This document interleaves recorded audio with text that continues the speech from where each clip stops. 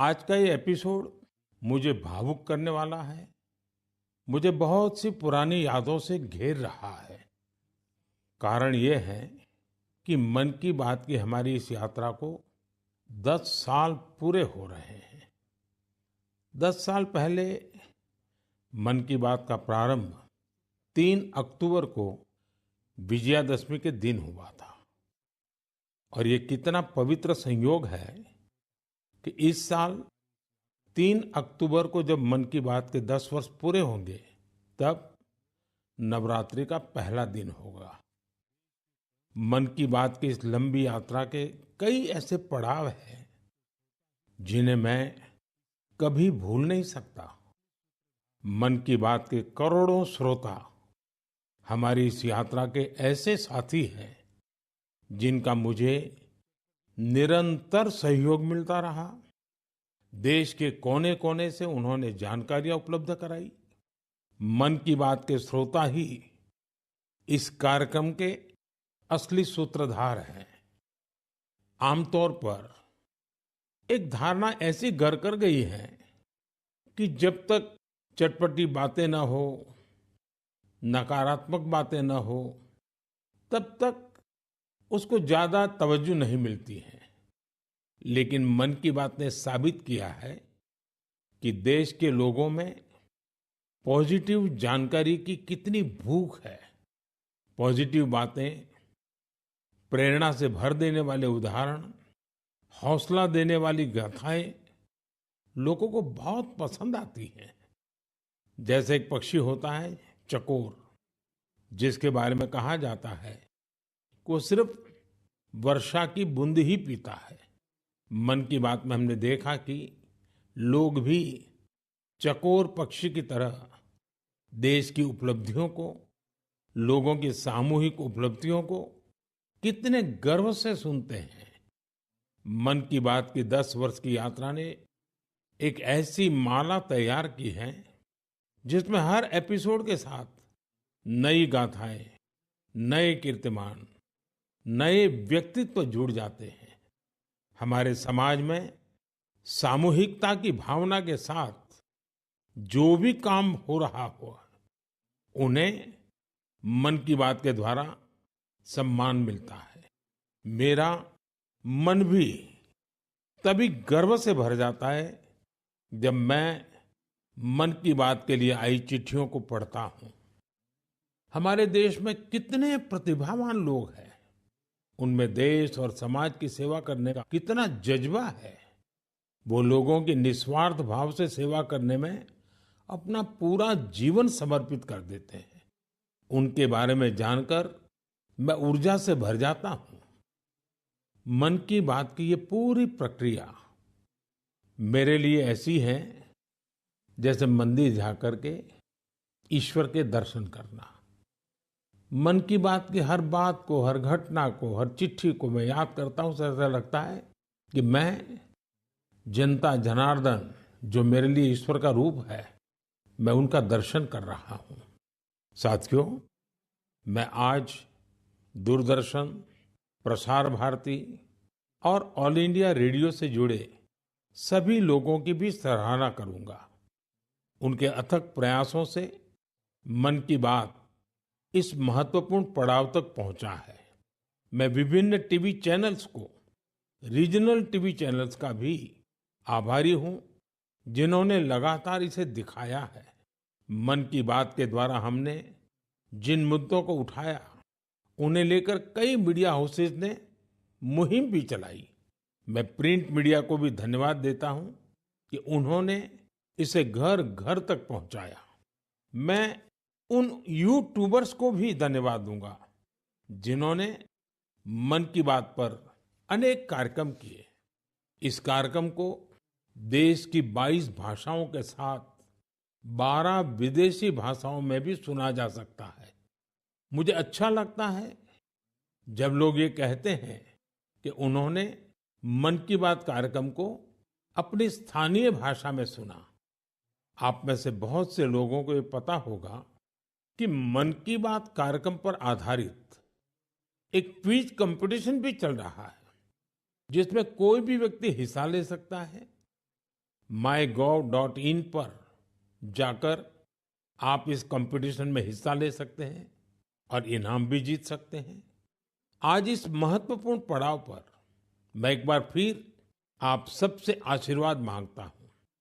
पवित्र मन और पूर्ण समर्पण भाव से मैं इसी तरह भारत के लोगों की महानता के गीत गाता रहूं। देश की सामूहिक शक्ति को हम सब इसी तरह सेलिब्रेट करते रहें, यही मेरी ईश्वर से प्रार्थना है, जनता जनार्दन से प्रार्थना है। मेरे प्यारे देशवासियों, पिछले कुछ सप्ताह से देश के अलग अलग हिस्सों में जबरदस्त बारिश हो रही है। बारिश का ये मौसम हमें याद दिलाता है कि जल संरक्षण कितना जरूरी है, पानी बचाना कितना जरूरी है। बारिश के दिनों में बचाया गया पानी जल संकट के महीनों में बहुत मदद करता है और यही कैच द रेन जैसे अभियानों की भावना है। मुझे खुशी है कि पानी के संरक्षण को लेकर कई लोग नई पहल कर रहे हैं। ऐसा ही एक प्रयास उत्तर प्रदेश के झांसी में देखने को मिला है। आप जानते ही हैं कि झांसी बुंदेलखंड में है, जिसकी पहचान पानी की किल्लत से जुड़ी हुई है। यहाँ झांसी में कुछ महिलाओं ने गुरारी नदी को नया जीवन दिया है।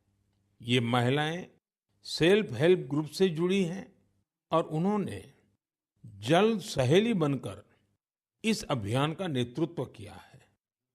इन महिलाओं ने मृतप्राय हो चुकी गुरारी नदी को जिस तरह से बचाया है, उसकी किसी ने कल्पना भी नहीं की होगी। इन जल सहेलियों ने बोरियों में बालू भरकर चेकडैम तैयार किया, बारिश का पानी बर्बाद होने से रोका और नदी को पानी से लबालब कर दिया।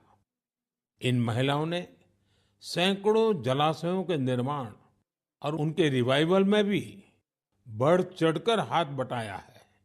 इससे इस क्षेत्र के लोगों की पानी की समस्या तो दूर हुई ही है, उनके चेहरों पर खुशियां भी लौट आई हैं।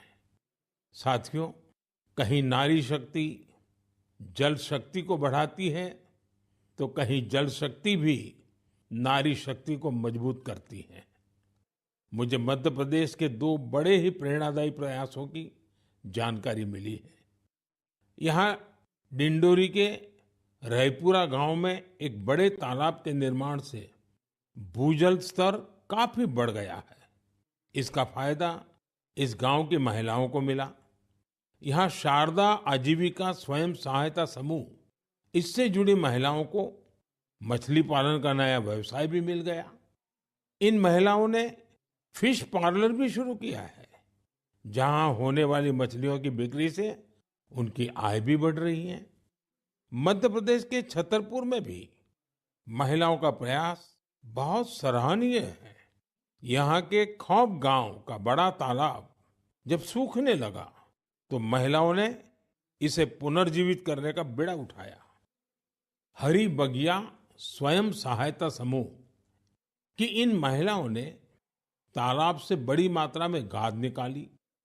तालाब से जो गाद निकली उसका उपयोग उन्होंने बंजर जमीन पर फूड फॉरेस्ट तैयार करने के लिए किया। इन महिलाओं की मेहनत से न सिर्फ तालाब में खूब पानी भर गया, बल्कि फसलों की उपज भी काफी बढ़ी है। देश के कोने कोने में हो रहे जल संरक्षण के ऐसे प्रयास पानी के संकट से निपटने में बहुत मददगार साबित होने वाले हैं। मुझे पूरा भरोसा है कि आप भी अपने आसपास हो रहे हैं ऐसे प्रयासों से जरूर जुड़ेंगे। मेरे प्यारे देशवासियों, उत्तराखंड के उत्तरकाशी में एक सीमावर्ती गांव है जाला। यहाँ के युवाओं ने अपने गांव को स्वच्छ रखने के लिए एक खास पहल शुरू की है। वे अपने गांव में धन्यवाद प्रकृति या कहें थैंक यू नेचर अभियान चला रहे हैं। इसके तहत गांव में रोजाना 2 घंटे सफाई की जाती है। गांव की गलियों में बिखरे हुए कूड़े को समेटकर उसे गांव के बाहर तय जगह पर डाला जाता है। इससे जाला गांव भी स्वच्छ हो रहा है और लोग जागरूक भी हो रहे हैं। आप सोचिए, अगर ऐसे ही हर गांव, हर गली, हर मोहल्ला अपने यहाँ ऐसा ही थैंक यू अभियान शुरू कर दें, तो कितना बड़ा परिवर्तन आ सकता है। साथियों, स्वच्छता को लेकर पुडुचेरी के समुद्र तट पर भी जबरदस्त मुहिम चलाई जा रही है। यहाँ रम्या जी नाम की महिला माहे म्युनिसिपैलिटी और इसके आसपास के क्षेत्र के युवाओं की एक टीम का नेतृत्व कर रही है। इस टीम के लोग अपने प्रयासों से माहे एरिया और खासकर वहां के बीचेस को पूरी तरह साफ सुथरा बना रहे हैं। साथियों, मैंने यहाँ सिर्फ 2 प्रयासों की चर्चा की है, लेकिन हम आसपास देखें तो पाएंगे कि देश के हर किस हिस्से में स्वच्छता को लेकर कोई न कोई अनोखा प्रयास जरूर चल रहा है। कुछ ही दिन बाद आने वाले 2 अक्टूबर को स्वच्छ भारत मिशन के 10 साल पूरे हो रहे हैं। ये अवसर उन लोगों के अभिनंदन का है जिन्होंने इसे भारतीय इतिहास का इतना बड़ा जन आंदोलन बना दिया। ये महात्मा गांधी जी को भी सच्ची श्रद्धांजलि है, जो जीवन पर्यंत इस उद्देश्य के लिए समर्पित रहे। साथियों, आज ये स्वच्छ भारत मिशन की ही सफलता है कि वेस्ट टू वेल्थ का मंत्र लोगों में लोकप्रिय हो रहा है। लोग रिड्यूस, रीयूज और रिसाइकल पर बात करने लगे हैं, उसके उदाहरण देने लगे हैं। अब जैसे मुझे केरला में कोझिकोड में एक शानदार प्रयास के बारे में पता चला। यहाँ 74 ईयर के सुब्रमण्यम जी 23,000 से अधिक कुर्सियों की मरम्मत करके उन्हें दोबारा काम लायक बना चुके हैं। लोग तो उन्हें रिड्यूस, रीयूज और रिसाइकल यानी RRR चैंपियन भी कहते हैं। उनके इन अनूठे प्रयासों को कोझिकोड सिविल स्टेशन, पीडब्ल्यूडी और LIC के दफ्तरों में देखा जा सकता है। साथियों, स्वच्छता को लेकर जारी अभियान से हमें ज्यादा से ज्यादा लोगों को जोड़ना है। और ये अभियान किसी एक दिन का, एक साल का नहीं होता है। ये युगों युगों तक निरंतर करने वाला काम है। ये जब तक हमारा स्वभाव बन जाए स्वच्छता, तब तक करने का काम है। मेरा आप सबसे आग्रह है कि आप भी अपने परिवार, दोस्तों, पड़ोसियों या सहकर्मियों के साथ मिलकर स्वच्छता अभियान में हिस्सा जरूर लें। मैं एक बार फिर स्वच्छ भारत मिशन की सफलता पर आप सभी को बधाई देता हूं। मेरे प्यारे देशवासियों, हम सभी को अपनी विरासत पर बहुत गर्व है और मैं तो हमेशा कहता हूं, विकास भी, विरासत भी। यही वजह है कि मुझे हाल की अपनी अमेरिका यात्रा के एक खास पहलू को लेकर बहुत सारे संदेश मिल रहे हैं। एक बार फिर हमारी प्राचीन कलाकृतियों की वापसी को लेकर बहुत चर्चा हो रही है। मैं इसे लेकर आप सबकी भावनाओं को समझ सकता हूं और मन की बात के श्रोताओं को भी इस बारे में बताना चाहता हूं।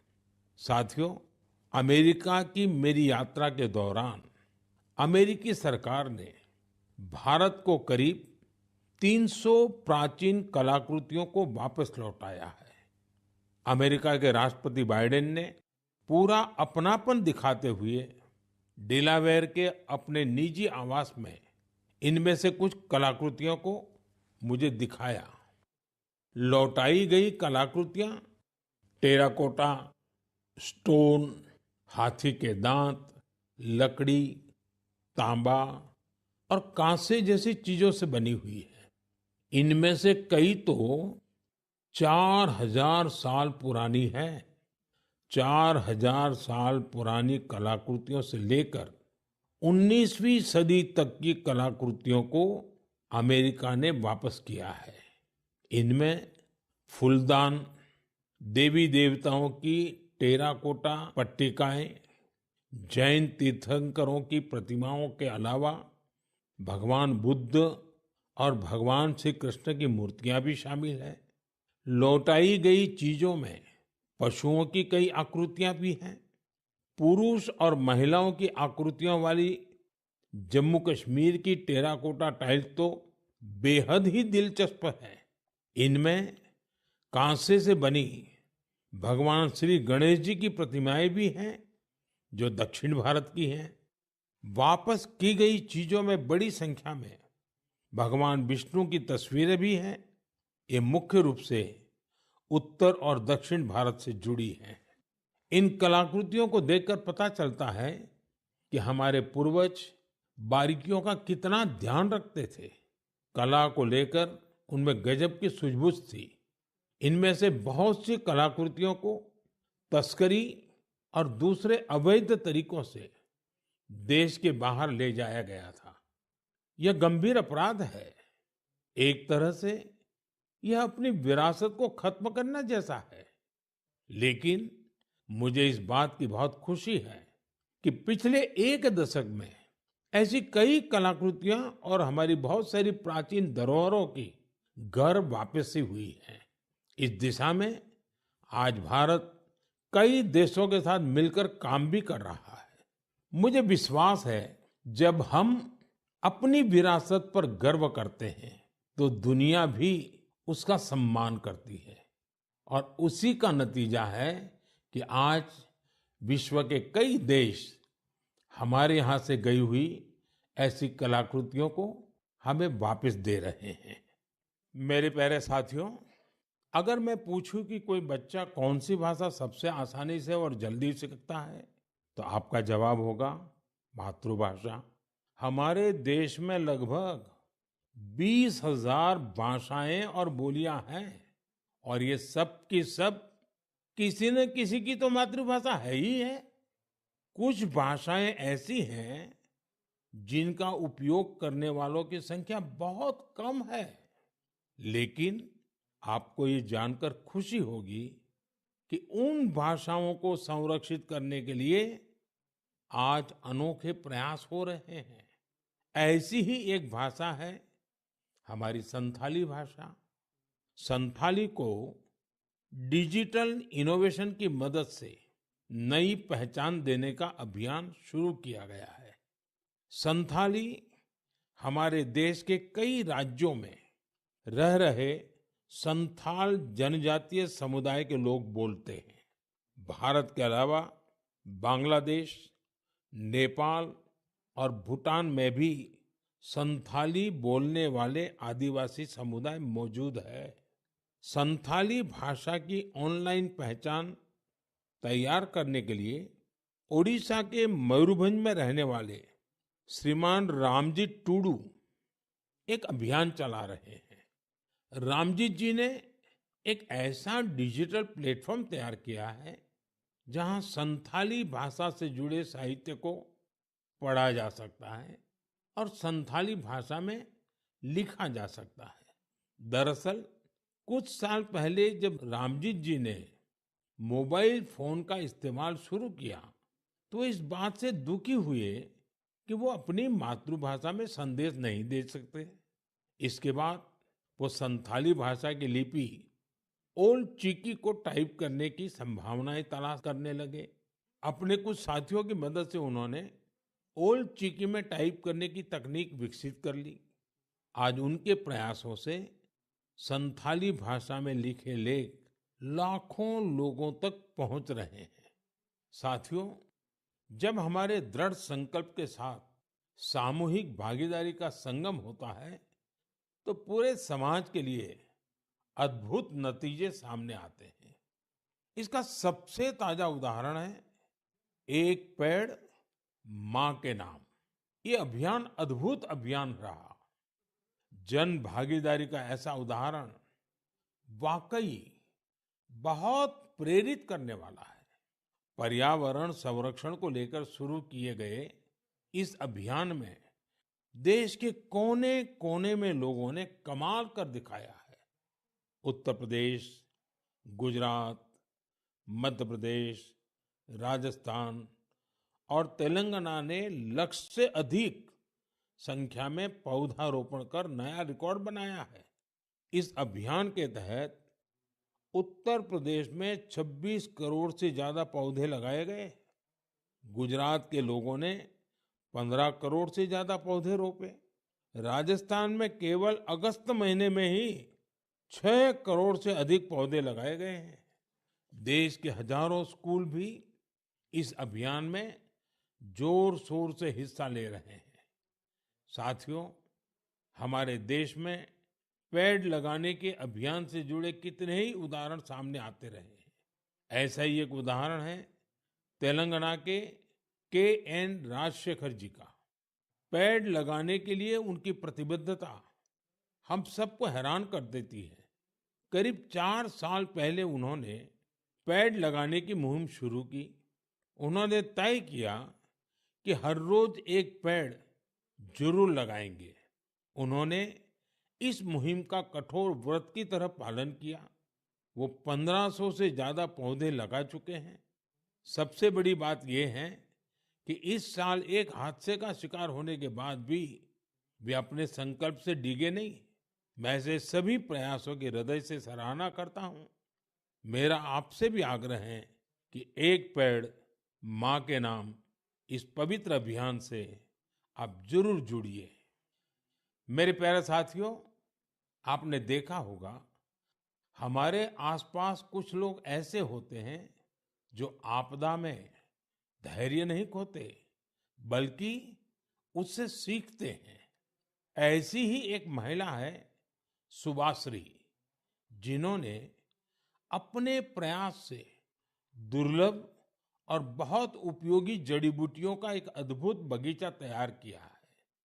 वो तमिलनाडु के मदुराई की रहने वाली हैं। वैसे तो पेशे से वो एक टीचर है, लेकिन औषधीय वनस्पतियां, मेडिकल हर्ब्स के प्रति उन्हें गहरा लगाव है। उनका ये लगाव 80 के दशक में तब शुरू हुआ जब एक बार उनके पिता को जहरीले सांप ने काट लिया। तब पारंपरिक जड़ी बूटियों ने उनके पिता की सेहत सुधारने में काफी मदद की थी। इस घटना के बाद उन्होंने पारंपरिक औषधियों और जड़ी बूटियों की खोज शुरू की। आज मदुराई के वेरीचियूर गांव में उनका अनोखा हर्बल गार्डन है, जिसमें 500 से ज्यादा दुर्लभ औषधीय पौधे हैं। अपने इस बगीचे को तैयार करने के लिए उन्होंने कड़ी मेहनत की है। एक एक पौधे को खोजने के लिए उन्होंने दूर दूर तक यात्राएं की, जानकारियां जुटाई और कई बार दूसरे लोगों से मदद भी मांगी। कोविड के समय उन्होंने इम्यूनिटी बढ़ाने वाली जड़ी बूटियां लोगों तक पहुंचाई। आज उनके हर्बल गार्डन को देखने के लिए लोग दूर दूर से आते हैं।